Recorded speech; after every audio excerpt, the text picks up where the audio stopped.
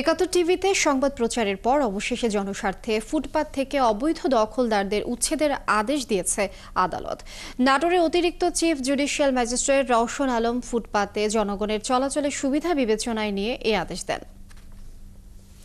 এর আগে গত ২৬ তারিখ একাত্তর টিভি নাটোরে ব্যবসায়ীদের দখলে ফুটপাত শিরোনামে একটি সংবাদ প্রচার হয়। সংবাদটি আমলি ম্যাজিস্ট্রেটের নজরে এলে তা আমলে নিয়ে তিনি এই আদেশ দেন।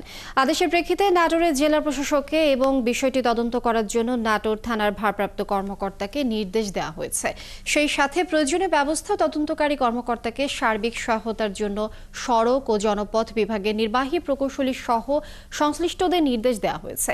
এছাড়া নির্ধারিত সময় দখলদাররা সরে না গেলে সেই বিষয়ে প্রতিবেদন দাখিল করতে তদন্তকারী কর্মকর্তাকে আগামী ২৮ ডিসেম্বর পর্যন্ত সময় বেঁধে দেওয়া হয়েছে।